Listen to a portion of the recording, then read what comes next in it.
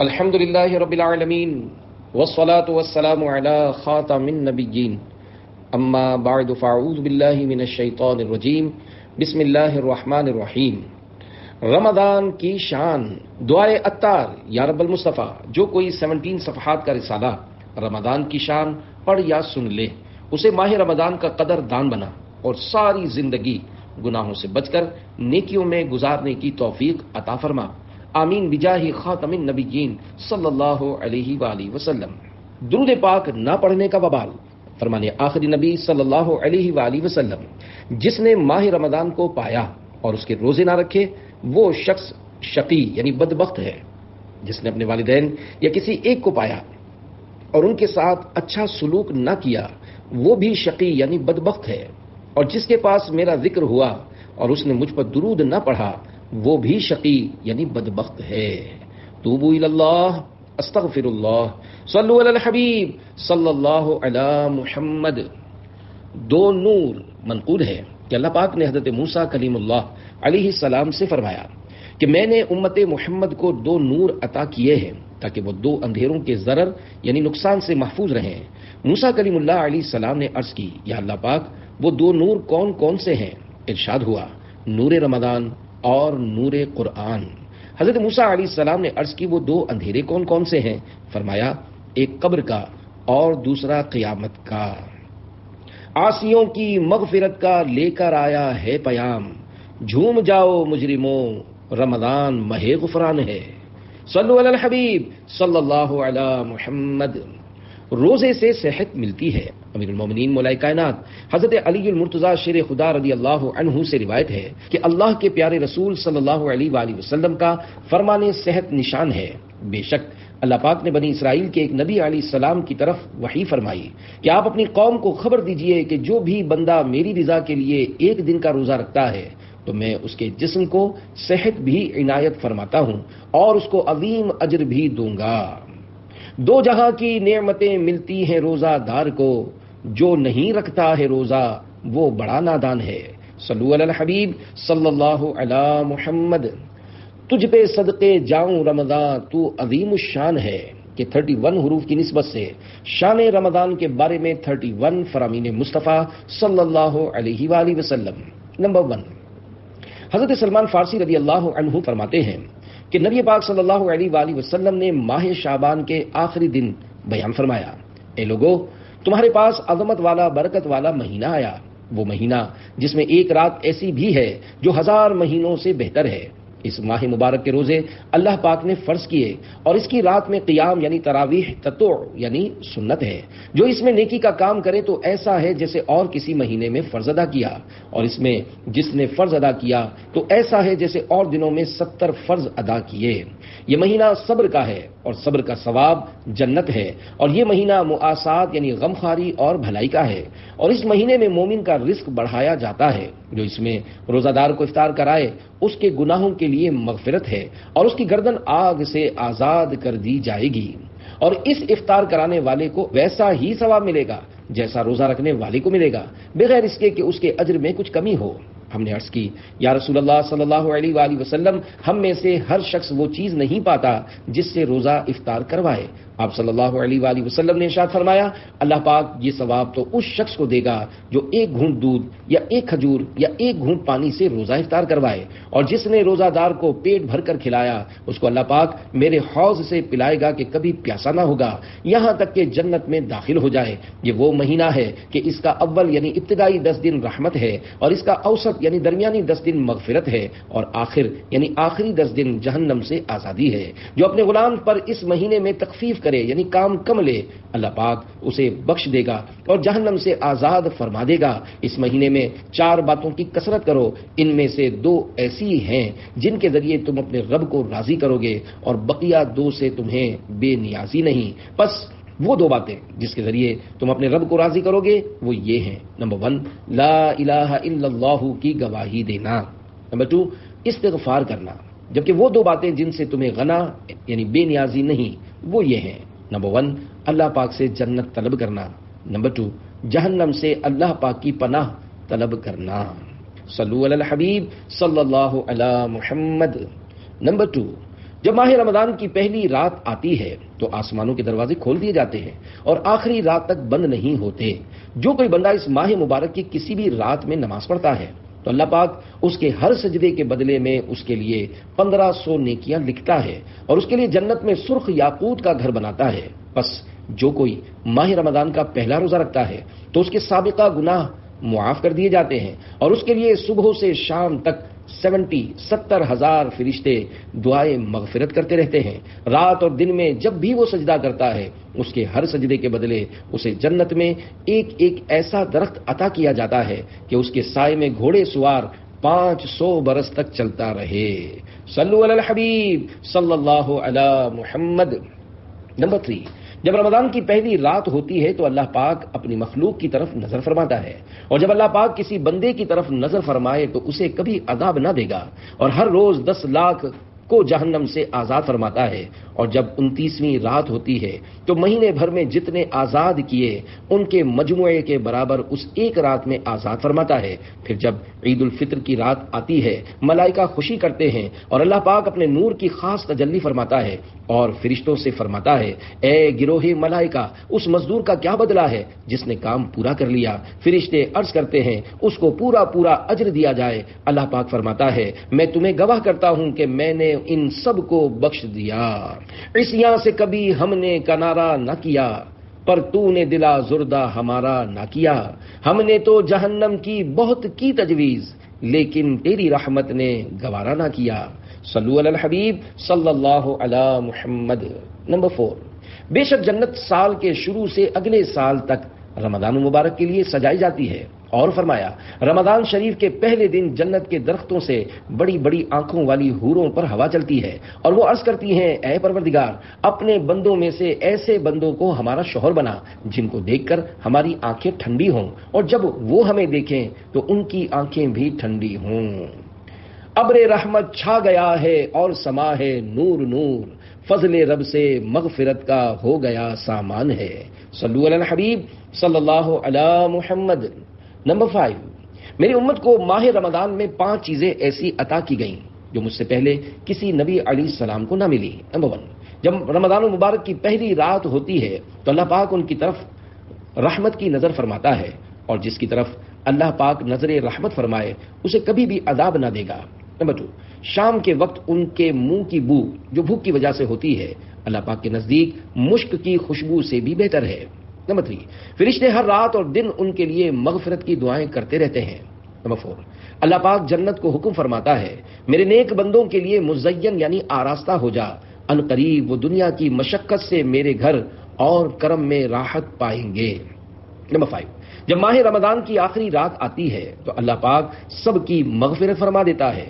قوم میں سے ایک شخص نے کھڑے ہو کر عرض کی، یا رسول اللہ صلی اللہ علیہ وآلہ وسلم، کیا یہ لیلۃ القدر ہے؟ ارشاد فرمایا، نہیں، کیا تم نہیں دیکھتے کہ مزدور جب اپنے کاموں سے فارغ ہو جاتے ہیں تو انہیں اجرت دی جاتی ہے۔ صلو علی الحبیب صلی اللہ علی محمد۔ نمبر 6، رمضان شریف کی ہر شب آسمانوں میں صبح صادق تک ایک منادی یعنی اعلان کرنے والا فرشتہ یہ ندا یعنی اعلان کرتا ہے، اے بھلائی طلب کرنے والے ارادہ پختہ کر لے اور خوش ہو جا، اور اے برائی کا ارادہ رکھنے والے برائی سے باز آ جا۔ ہے کوئی مغفرت کا طلبگار کہ اس کی طلب پوری کی جائے، ہے کوئی توبہ کرنے والا کہ اس کی توبہ قبول کی جائے، ہے کوئی دعا مانگنے والا کہ اس کی دعا قبول کی جائے، ہے کوئی سائل کہ اس کا سوال پورا کیا جائے۔ اللہ پاک رمضان مبارک کی ہر شب میں افطار کے وقت 60,000 گناہ گاروں کو دوزخ سے آزاد فرما دیتا ہے، اور عید کے دن سارے مہینے کے برابر گناہ گاروں کی بخشش کی جاتی ہے۔ واسطہ رمضان کا یا رب ہمیں تو بخش دے، نیکیوں کا اپنے پلے کچھ نہیں سامان ہے۔ صلو علی الحبیب صلی اللہ علی محمد۔ نمبر 7، ماہ رمضان میں گھر والوں کے خرچ میں کشادگی کرو، کیونکہ ماہ رمضان میں خرچ کرنا اللہ پاک کی راہ میں خرچ کرنے کی طرح ہے۔ بھائیوں بہنوں گناہوں سے سبھی توبہ کرو، خلد کے در کھل گئے ہیں داخلہ آسان ہے۔ صلو علی الحبیب صلی اللہ علی محمد۔ نمبر 8، روزہ اور قرآن بندے کے لیے قیامت کے دن شفاعت کریں گے۔ روزہ عرض کرے گا، اے رب کریم، میں نے کھانے اور خواہشوں سے دن میں اسے روک دیا، میری شفاعت اس کے حق میں قبول فرما۔ قرآن کہے گا، میں نے اسے رات میں سونے سے باز رکھا، میری شفاعت اس کے لیے قبول کر، پس دونوں کی شفاعتیں قبول ہوں گی۔ صلو علی الحبیب صلی اللہ علی محمد۔ نمبر 9، جس نے مکہ مکرمہ میں ماہ رمضان پایا اور روزہ رکھا اور رات میں جتنا میسر آیا قیام کیا تو اللہ پاک اس کے لیے اور جگہ کے 1,00,000 رمضان کا ثواب لکھے گا، اور ہر دن ایک غلام آزاد کرنے کا ثواب، اور ہر رات ایک غلام آزاد کرنے کا ثواب، اور ہر روز جہاد میں گھوڑے پر سوار کر دینے کا ثواب، اور ہر دن میں نیکی اور ہر رات میں نیکی لکھے گا۔ یا الہی تو مدینے میں کبھی رمضان دکھا، مدتوں سے دل میں یہ عطار کے ارمان ہے۔ صلو علی الحبیب صلی اللہ علی محمد۔ نمبر 10، بے شک اللہ پاک نے رمضان کے روزے تم پر فرض کیے، اور میں نے تمہارے لیے رمضان کے قیام کو سنت قرار دیا ہے، لہذا جو شخص رمضان میں روزے رکھے اور ایمان کے ساتھ اور حصول ثواب کی نیت سے قیام کرے، یعنی تراویح پڑھے، تو وہ اپنے گناہوں سے ایسے نکل گیا جیسے ولادت کے دن اس کو اس کی ماں نے جنا تھا۔ صلو علی الحبیب صلی اللہ علی محمد۔ نمبر 11، آدمی کے ہر نیک کام کا بدلہ 10 سے 700 گنا تک دیا جاتا ہے۔ اللہ پاک نے فرمایا اِلَّا الصَّوْمَ فَإِنَّهُ لِي وَأَنَا أَجْزِي بِهِ، یعنی سوائے روزے کے کہ روزہ میرے لیے ہے اور اس کی جزا میں خود دوں گا۔ اللہ پاک کا مزید ارشاد ہے، بندہ اپنی خواہش اور کھانے کو صرف میری وجہ سے ترک کرتا ہے۔ روزہ دار کے لیے 2 خوشیاں ہیں، ایک افطار کے وقت اور ایک اپنے رب سے ملاقات کے وقت۔ روزہ دار کی منہ کی بو اللہ کے نزدیک مشک سے زیادہ پاکیزہ ہے۔ روزہ دارو جھوم جاؤ کیونکہ دیدار خدا، خلد میں ہوگا تمہیں یہ وعدہ رحمان ہے۔ صلو علی الحبیب صلی اللہ علی محمد۔ نمبر 12، روزہ سپر یعنی ڈھال ہے، اور جب کسی کے روزے کا دن ہو تو نہ بےہودہ بکے اور نہ ہی چیخے، پھر اگر کوئی اور شخص اس سے گالم گلوچ کرے یا لڑنے پر آمادہ ہو تو کہہ دے میں روزہ دار ہوں۔ بیجا بک بک کی خصلت بھی ٹل جائے گی، مدنی ماحول میں کر لو تم اعتکاف، خوش خدا ہوگا بن جائے گی آخرت، مدنی ماحول میں کر لو تم اعتکاف۔ توبوا الی اللہ استغفر اللہ۔ صلو علی الحبیب صلی اللہ علی محمد۔ نمبر 13، جس نے ایک دن کا روزہ اللہ پاک کی رضا حاصل کرنے کے لیے رکھا، اللہ پاک اسے جہنم سے اتنا دور کر دے گا جتنا کہ ایک کوا اپنے بچپن سے اڑنا شروع کرے یہاں تک کہ بوڑھا ہو کر مر جائے۔ عاصیوں کی مغفرت کا لے کر آیا ہے پیام، جھوم جاؤ مجرموں رمضان ماہ غفران ہے۔ صلو علی الحبیب صلی اللہ علی محمد۔ نمبر 14، جس نے ماہ رمضان کا ایک روزہ بھی خاموشی اور سکون سے رکھا، اس کے لیے جنت میں ایک گھر سبز زبرجد یا سرخ یاقوت کا بنایا جائے گا۔ صلو علی الحبیب صلی اللہ علی محمد۔ نمبر 15، ہر شے کے لیے زکوٰۃ ہے، اور جسم کی زکوٰۃ روزہ ہے، اور روزہ آدھا صبر ہے۔ صلو علی الحبیب صلی اللہ علی محمد۔ نمبر 16، روزہ دار کا سونا عبادت اور اس کی خاموشی تسبیح کرنا اور اس کی دعا قبول اور اس کا عمل مقبول ہوتا ہے۔ صلو علی الحبیب صلی اللہ علی محمد۔ نمبر 17، اللہ پاک ماہ رمضان میں روزانہ افطار کے وقت 10 لاکھ ایسے گناہ گاروں کو جہنم سے آزاد فرماتا ہے جن پر گناہوں کی وجہ سے جہنم واجب ہو چکا تھا۔ نیز شب جمعہ اور روز جمعہ یعنی جمعرات کو غروب آفتاب سے لے کر جمعہ کو غروب آفتاب تک کی ہر گھڑی میں ایسے 10 لاکھ گناہ گاروں کو جہنم سے آزاد کیا جاتا ہے جو عذاب کے حقدار قرار دیے جا چکے ہوتے ہیں۔ بھائیوں بہنوں، گناہوں سے سبھی توبہ کرو، خلد کے در کھل گئے ہیں، داخلہ آسان ہے۔ صلو علی الحبیب صلی اللہ علی محمد۔ نمبر 18، جو بندہ روزے کی حالت میں صبح کرتا ہے اس کے لیے آسمان کے دروازے کھول دیے جاتے ہیں اور اس کے اعضاء تسبیح کرتے ہیں، اور آسمان دنیا پر رہنے والے فرشتے اس کے لیے سورج ڈوبنے تک مغفرت کی دعا کرتے رہتے ہیں۔ اگر وہ 1 یا 2 رکعتیں پڑھتا ہے تو یہ آسمانوں میں اس کے لیے نور بن جاتی ہیں، اور حور عین یعنی بڑی آنکھوں والی حوروں میں سے اس کی بیویاں کہتی ہیں، اے اللہ پاک تو اس کو ہمارے پاس بھیج دے، ہم اس کے دیدار کی بہت زیادہ مشتاق ہیں۔ اور اگر وہ لا الہ الا اللہ یا سبحان اللہ یا اللہ اکبر پڑھتا ہے تو 70,000 فرشتے اس کا ثواب سورج ڈوبنے تک لکھتے رہتے ہیں۔ ہر خطا تو درگزر کر بے کسو مجبور کی، یا الہی مغفرت کر بے کسو مجبور کی، نامے بدکار میں حسن عمل کوئی نہیں، لاج رکھنا روز محشر بے کسو مجبور کی۔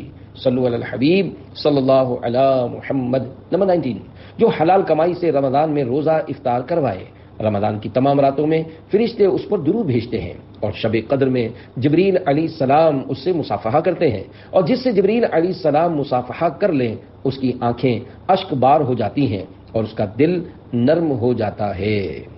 یا خدا میری مغفرت فرما، باغ فردوس مرحمت فرما، ہونا عطار حشر میں رسوا، بے حساب اس کی مغفرت فرما۔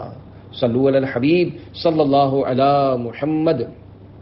نمبر 20، جو بری بات کہنا اور اس پر عمل کرنا نہ چھوڑے تو اللہ پاک کو اس کی کچھ حاجت نہیں کہ اس نے کھانا پینا چھوڑ دیا ہے۔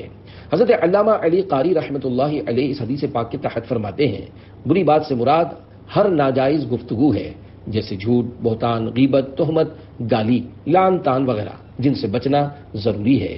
ایک اور مقام پر فرمان مصطفیٰ صلی اللہ علیہ وآلہ وسلم ہے، صرف کھانے اور پینے سے باز رہنے کا نام روزہ نہیں، بلکہ روزہ تو یہ ہے کہ لغو اور بیہودہ باتوں، یعنی وہ بات جس کی کرنے میں معاصی یعنی نافرمانی ہے، اس سے بچا جائے۔ بک بک کی کہیں لت نہ جہنم میں گرا دے، اللہ زباں کا ہو عطا قفل مدینہ۔ صلو علی الحبیب صلی اللہ علی محمد۔ 21، روزے کی حالت میں جس کا انتقال ہوا، اللہ پاک اس کو قیامت تک کے روزوں کا ثواب عطا فرماتا ہے۔ صلو علی الحبیب صلی اللہ علی محمد۔ 22، رمضان میں ذکر اللہ کرنے والے کو بخش دیا جاتا ہے، اور اس مہینے میں اللہ پاک سے مانگنے والا محروم نہیں رہتا۔ صلو علی الحبیب صلی اللہ علی محمد۔ 23، یہ رمضان تمہارے پاس آ گیا ہے، اس میں جنت کے دروازے کھول دیے جاتے ہیں اور جہنم کے دروازے بند کر دیے جاتے ہیں، اور شیاطین کو قید کر دیا جاتا ہے۔ محروم ہے وہ شخص جس نے رمضان کو پایا اور اس کی مغفرت نہ ہوئی، کہ جب اس کی رمضان میں مغفرت نہ ہوئی تو پھر کب ہوگی؟ صلو علی الحبیب صلی اللہ علی محمد۔ 24، پانچوں نمازیں اور جمعہ اگلے جمعے تک اور ماہ رمضان اگلے ماہ رمضان تک گناہوں کا کفارہ ہیں، جب تک کہ کبیرہ گناہوں سے بچا جائے۔ صلو علی الحبیب صلی اللہ علی محمد۔ 25، اگر بندوں کو معلوم ہوتا کہ رمضان کیا ہے تو میری امت تمنا کرتی کہ کاش پورا سال رمضان ہی ہو۔ صلو علی الحبیب صلی اللہ علی محمد۔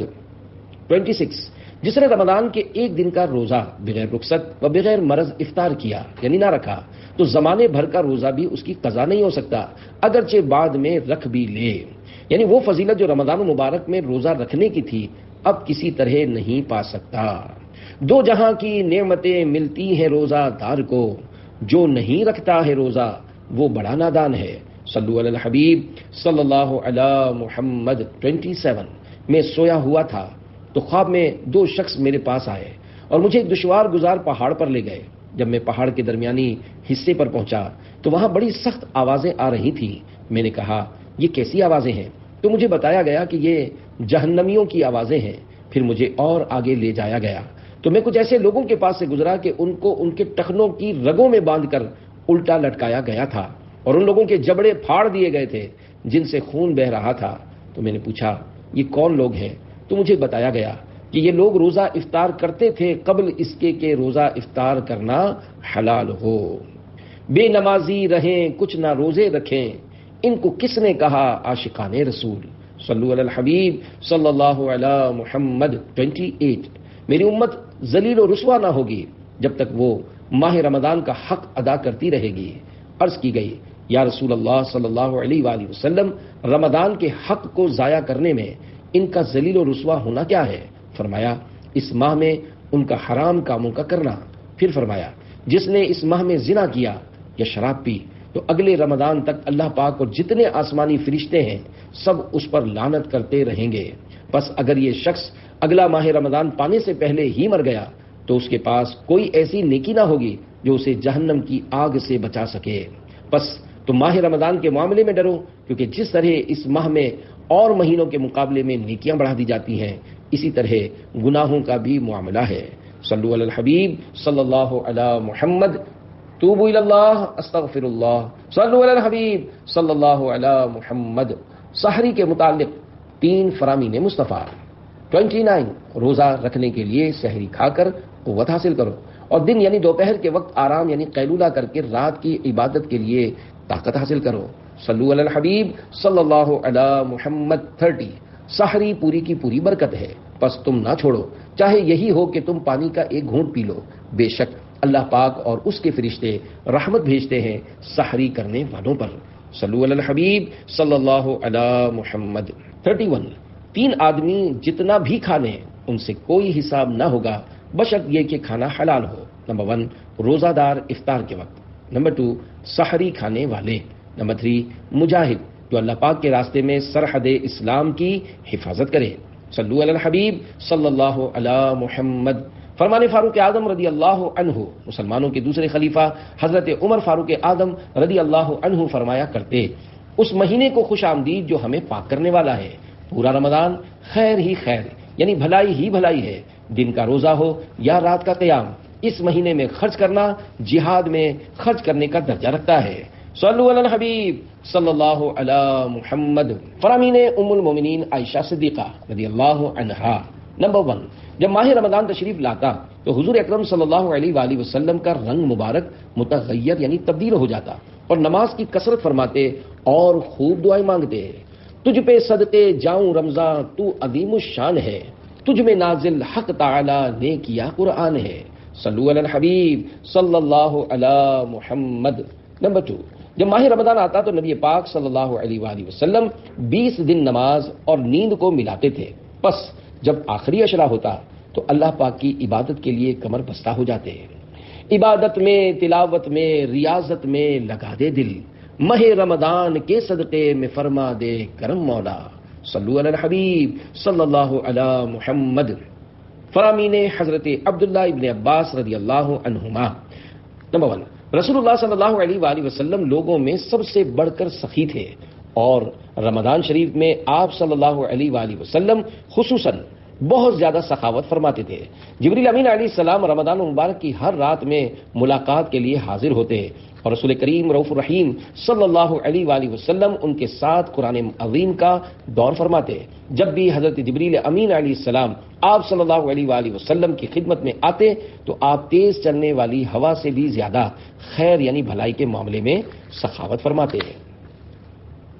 ہاتھ اٹھا کر ایک ٹکڑا اے کریم، ہے سخی کے مال میں حقدار ہم۔